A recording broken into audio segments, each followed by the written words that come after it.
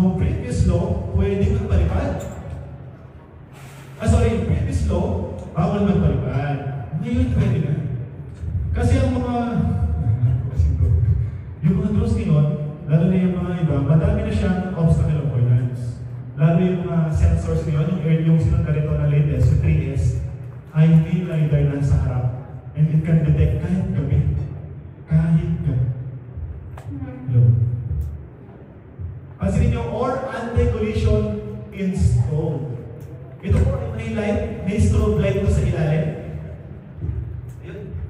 May siyang strobe light, kaya sa cellphone nyo. Meron sa camera sa likod may flashlight. Ganun din, pag nakadetect ang drones na ito, 5 meters, gabi, na-detect na, sense na gabi na, iilaw yung ilalim. Iilawan yung ilalim ng ground. Para makaland siya ng safe. Dahil pag walang ilaw yung ilalim, not illuminated, malilito yung sensors ng drone.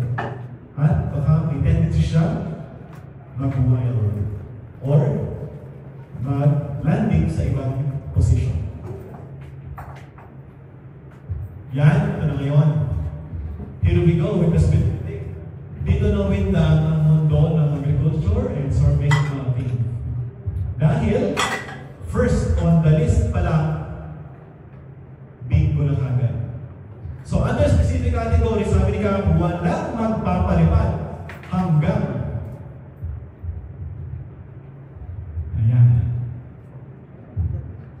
yung drone mo ay hindi naka-register. Mamaya kukwento natin, ba't ba kailangan yun? Pansinin niyo po, yung code. I-explain natin mamaya kung para saan yung code na nakikita natin during registration. Unless po yan, unless pilot is oh no. So ibig sabihin, meron program fair. Hindi po pwede magpalipad. Hindi rin po pwede mag-drive mapping. Kapag wala po akong drone registered, license holder, and wala pong insurance, and wala pong COA. Technically, yes. Technically, yes.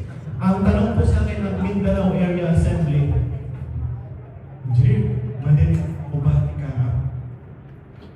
Pag yung drone ko hindi naman registered, at kung umangat at nag-flight plan, or manitinig po ba niya karap kapag nag-cover po ako ng prenup kahit hindi po registered yung drone ko, hindi po ako license. Sabi ko sa ngayon, challenge sa harap yan. Challenge yan sa harap na hindi naman nila manitinig actually. Lahat ng lumilipad ngayon. Pero, there are certain kilometers na nadidetect nila. Yung akin pong kaibigan ng foreigner na tumawag sa akin last 2024 per month, Pasko, kauuwi niya lang, hindi siya maka-take off. Sabi ko, sir, saan ang location mo ngayon? Nasa may seaside sa MOA. Patay. Ilan na kilometro ang kakap sa MOA? 4, 3. Hindi siya maka-take off. Nakalagay doon? Authorized restriction code unable to fly. Pero, merong unlocking system na ginagawa. Na ang gagawin ni DJI, hugas kamay, DJI,